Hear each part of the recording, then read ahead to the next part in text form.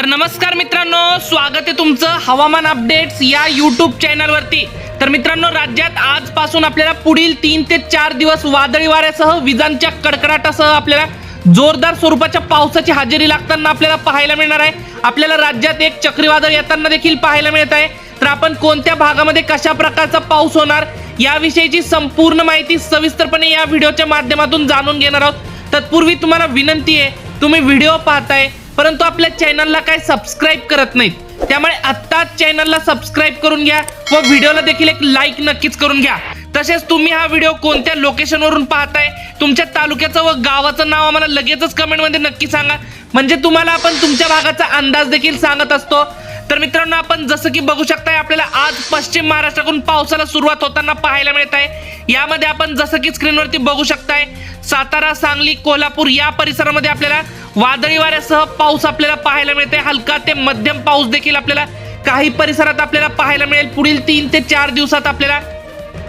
तसेच उत्तर महाराष्ट्राचा विचार केला तर उत्तर महाराष्ट्रामध्ये देखील आपल्याला नाशिक, मालेगाव, धुळे, नंदुरबार, जळगाव, चाळीसगाव, मनमाड या ठिकाणी आपल्याला तुरळक ठिकाणी हलका ते मध्यम स्वरूपाचा पाऊस पाहायला मिळेल।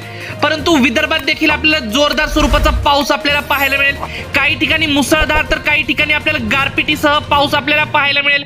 यामध्ये आपल्याला अकोला, अमरावती, नागपूर, भंडारा, गोंदिया, चंद्रपूर, वर्धा, यवतमाळ, बुलढाणा या सर्वच विदर्भातील भागामध्ये आपल्याला मध्यम ते जोरदार, काही ठिकाणी आपल्याला विजांच्या कडकडाटासह गारपीट देखील आपल्याला विदर्भात पाहायला मिळेल।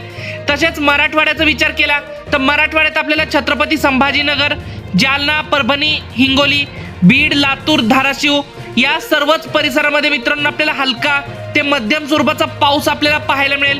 परंतु बीड, लातूर, धाराशिव या पट्ट्यामध्ये मित्रांनो आपल्याला वादळी वाऱ्यासह काही ठिकाणी आपल्याला गारपीट देखील पाहायला मिळेल। संपूर्ण ढगाळलेलं वातावरण देखील आपल्याला राज्यात या ठिकाणी पाहायला मिळतंय। तसेच मित्रांनो, आपल्याला 12 तारखेपर्यंत आपल्याला राज्यात अशाच प्रकारचं वातावरण पाहायला मिळतंय। परंतु पुन्हा एकदा आपल्याला राज्यात 15 ते 20 मे दरम्यान आपल्याला एकदा पुन्हा राज्यात आपल्याला पावसाळ्यासारख्या पावसाची हजेरी लागताना आपल्याला पाहायला मिळणार आहे। सर्वत्र आपल्याला मुसळधार तर काही ठिकाणी ढगफुटी सदृश्य देखील आपल्याला 15 ते 20 मे दरम्यान आपल्याला पाऊस पाहायला मिळणार आहे। तर मित्रांनो, तुम्हाला तुमच्या भागाचा अंदाज जाणून घ्यायचा असेल तर लगेचच तुमच्या गावाचं, तालुक्याचं, जिल्ह्याचं नाव आम्हाला कमेंटमध्ये नक्की सांगा, म्हणजे आपण याच लाईव्ह व्हिडिओच्या माध्यमातून तुम्हाला तुमच्या भागाचा अंदाज देखील जशा कमेंट येतील तशा सांगण्याचा प्रयत्न देखील आपण यात करणार आहोत। फक्त तुम्ही जर चॅनलला सबस्क्राइब केलं असेल, व्हिडिओला एक लाईक केला असेल तरच तुमची कमेंट आमच्यापर्यंत पोहोचत असते, म्हणजे तरच तुम्हाला अंदाज देखील भेटत असतो, त्यामुळे हे देखील लक्षात घ्या।